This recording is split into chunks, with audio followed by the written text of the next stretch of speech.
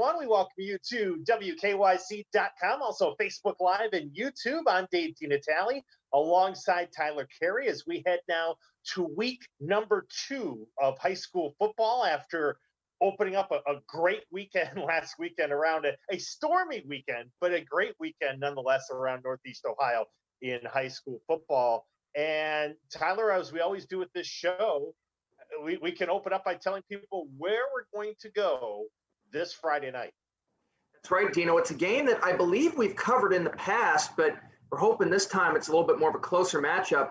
It's the Battle of Medina County, the Medina Paddling Bees taking on the Brunswick Blue Devils. Both teams coming off tough losses in week 1, looking to get back on track in their second game. But I'm really excited about this matchup. I think it's very evenly matched. I think that obviously it's a rivalry between these two squads. It's hard to predict, but I think it's going to be very interesting to watch. Yeah, no question. Both teams, neither Larry Laird or Mark Pinzoni are really into moral losses and, we played well, but I look at Medina, they didn't play Menor, the top-ranked team from many pools around the state. They played Menor very well. You and I are all Friday long are going, wow, boy, Medina's really playing them tough. Now, they couldn't hold it, but, there is something to be said for taking Menor, and putting them on the ropes a little bit to give your team some momentum heading into a tough matchup against your backyard rival. Well, and that's the thing. We know how good a team Menor is, and when you're only down by 4 in the second half, considering what they did to teams last year, again, you don't like the term moral victory, but it's something to build on. You also have to keep in mind Drew Aller, their great quarterback, who's a D1 recruit, was injured at halftime, so he did not play in the second half. Now, Ryan Gillespie is a very capable backup. It still remains to be seen who's going to get the start on Friday night, but I think with them going toe-to-toe with Menor, even though they lost by 18, they showed that they are a team to be reckoned with. And with it going into this game against Brunswick, I think that's about all they can ask for, because I don't want to put Medina down, but I think most people didn't think that they were going to win that game. So as we've talked about with these 6 games, it's about getting ready for the playoffs, getting everything fine-tuned. And this is their second step. That was a good first step. You competed. Now you got to go out and win a game. And then on the flip side with the Blue Devils, they had a close loss. And following as Mark Pinzoni has kind of come back and tried to reshape and retool this program, I feel like that's been something that's, they still have to overcome. It's being able to win those close games against those tough conference opponents who they would likely have to play once we get into the postseason, no matter what the seeding is and everything this year. And again, you're talking, it was Euclid in this case, but if you're talking Euclid, if you're talking Solon, if you're talking the aforementioned Menor Cardinals and this Medina team, you got to figure out how to cross that next threshold. And I feel like that's the next step for this Brunswick team. Exactly. If you want to compete in this Greater Cleveland Conference, we know how good it is. You're going to have to beat some very good teams, Solon, Menor, Euclid. Brunswick has been able to do it in the past, but as we know in the last few years, they've kind of fallen on hard times. Now, we talk about taking a step in the right direction. I don't think anyone expected that game against Euclid to be as close as it was, especially with the firepower that the Panthers have on offense. Now, part of that was because of the rain. The weather was kind of made it a bit of a slog on the field there, but Brunswick did have a 7-0 lead in this contest. They only lost 14-7, and I think Rotsky's bunch has got to be very grateful that they were able to get out of there with a win in that opening game. The Blue Devils actually had the first down advantage 15-5. If they're going to win this game, I think it's going to be from the advantage up front. Thomas Rymack, their offensive tackle, West Virginia commit, can really get it done in the trenches. If they are going to pull this rivalry game out, he's going to have another big game, and I'm confident that he can.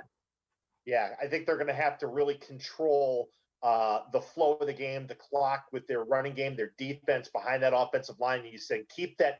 no matter who starts a quarterback for Medina, you know that it's an air raid offense, and that's the way Larry Laird loves it.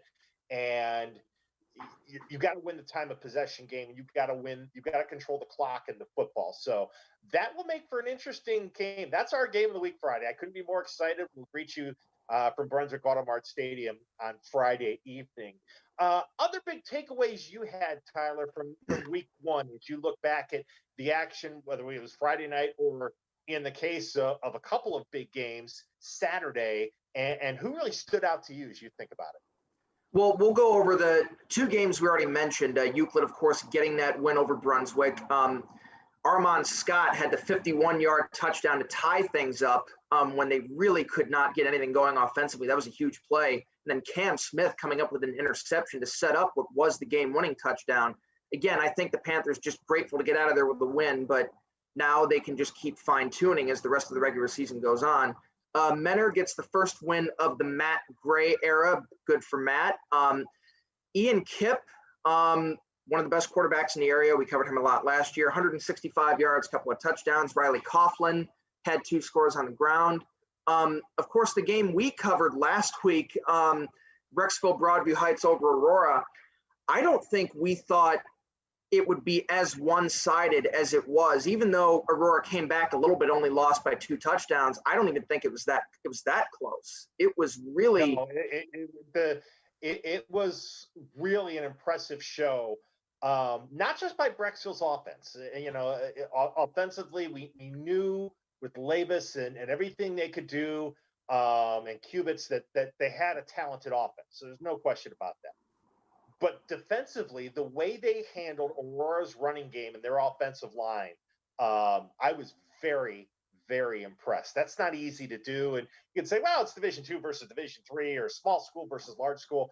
Aurora's a really good football team, and that was no fluke. That was Brecksville going on the road and sending a message. And I thought that was as impressive as any week one game I think you would want to see if you're a team like the Bees, with aspirations of really taking a next climb in the postseason. And you and I talked about this during the initial post game. When you have a guy like Joey Labus who's going to Iowa, you expect him to be, it starts and ends with him. And in most cases, that's going to be true. He really didn't have his best game. He completed less than 50% of his passes, under 100 yards passing. Part of that, again, was the weather, but they didn't have to rely on him. Garrett Kubitz had 3 touchdowns. The defense came up big with, I think they had the interception in the second half that really stunted any momentum. When you don't have to rely on your prized QB recruit, you're a very, very dangerous team. And I think a lot of other squads in Division II are really taking notice after that game last Friday. Yeah, it's the old thing, great teams and great players aren't always great. They're just great when they have to be. Joey just was struggling throwing the football in those conditions in the first quarter. I thought they still hit on 1 or 2 long ones, but they shortened the routes a little bit, and that made Labus's job easier. The wide receivers, Genazzo had a couple of really good catch and runs, and I thought that was big. But just the way, it's hard to run against Aurora's front line defense. I know they've replaced some of their linebackers, but their defensive line is very talented. And I mean, they were just able to punch holes into that Aurora defense and give Cubits lots of room to run the football. So I'm going to be real curious to see how both teams that we saw here in week one, how they respond and move forward. If Aurora can grow up a little bit, I kind of thought there was the one thing at the end of the game, they did get a touchdown, from Alex Moore to Ryan Weber. And I thought that kind of put a little spark back into their offense a little bit, just that maybe they could build on for weeks to come. So I'll be interested to see if that turns itself around. And if Brecksville can continue this run, I like what I saw for sure. Yeah, I'm not worried about Aurora at all. I think their track record speaks for itself. And I think Brecksville showed that they are for real. So we'll see what happens as the season goes on. Speaking of 2 teams that are for real, really the game that I think everyone had their eye on last Friday was St. Edward and Massillon, 2 of the top 5 teams in the area, perhaps the state. Massillon led most of this game. St. Edward, a come from behind 24-23 win, a wide receiver pass, Dino. Justin Slattery to Joshua Karakas for the game winner with about 4 minutes left. That is a big, big win for the Eagles. And oh yeah, now they got to play Archbishop Hoban in week 2. Yeah, that's your reward for your great victory. Little trickeration from Coach Lombardo. I love it. I was curious to see how St. Edward would kind of do. You know, it's a long trip down to Massillon, and you play that game, and that's impressive. That's impressive. The other big comeback story of the weekend was on Saturday, TC. Mm-hmm. What Avon did. They were down 24-7, I think, to Avon Lake, and you're sitting there thinking, man, the Shoremen are really, loaded for bear and taking it to them. And somehow Mike Hilder's team came back and won the game in overtime. It's a rivalry game, and it's one of those things you can never count another team out in a rivalry game. But I think, again, we can expect good things from both Avon and Avon Lake this year. No, absolutely. Same as we saw last year. And I would bet that these two teams are on a collision course to meet again in the playoffs when those begin. Cam Erskine was the one who had the game-winning touchdown in double overtime. And look, it's not – when you come back from 17 down, it's obviously going to be a surprise to anybody, but it shouldn't be as surprising for a team like the Eagles that has been to the state semifinals the last 2 years. With Avon Lake, we've talked about this is a tune-up. They just got to make sure they're ready for the playoffs. But that is one of those losses where when you blow that big of a lead to your arch rival, it can sting. And it's going to be up to that coaching staff to just get the kids into practice this week, have them regroup, go just one game, see them again. Just don't let it get to you. I'm confident they'll be able to do that, but that is a very, very difficult loss, especially in your opening game. Yeah, to your rival, no less. So we'll watch. We'll see how Avon Lake recovers. Matt Kostelnik is a terrific coach, so he'll have. I think he'll have those guys ready and refocused. So that's kind of your look at the big snapshot, so to speak, of week one. As far as what else is happening this weekend and everything else, TC, what else are you looking at? Well, again, you got Euclid playing Mentor, so another big GCC matchup. Always.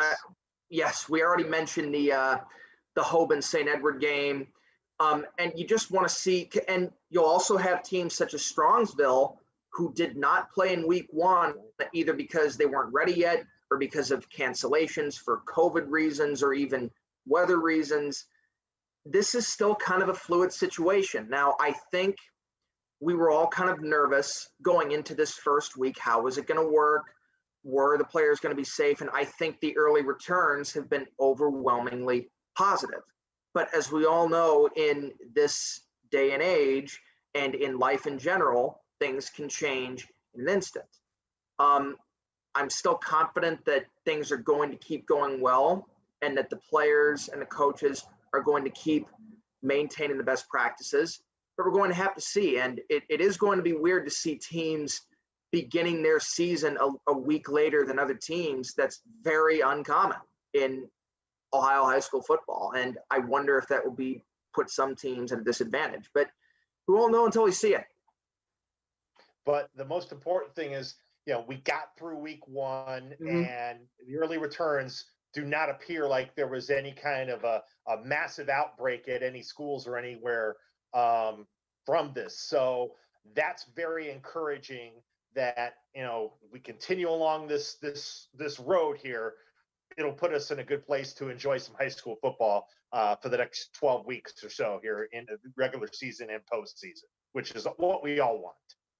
Absolutely. I mean, I think it was just so good to hear your voice calling a game was good enough, but just to be checking the scores and getting the updates, you really had that sense of normalcy that I think we've all been yearning for all these months. And we've gotten it in some respects with restaurants starting to open up and then baseball and other sports coming back. There are few things more quintessentially Ohio than high school football. And to have that back and to have it be done safely to this point, I got to think has got to be a huge morale boost for everybody in the state. Well, I think we can speak for the two of us and say, yeah, we certainly felt boosted after being out there and being back to action last week. All right, again, reminder to everybody, week 2 of our WKYC.com game of the week. It's a Medina County matchup. We're excited to have it. The Bees of Medina will be at Brunswick to take on the Blue Devils. I'll join you for the call at 6:50. Tyler will have scores throughout the night. Brian Crane will keep the operation going as he always does, and we will look forward to seeing you then. So for Tyler Carey, for Brian Crane, I'm Dave DiNatale. Thank you so much for watching our Week 2 high school football preview show right here on WKYC's Facebook Live and YouTube.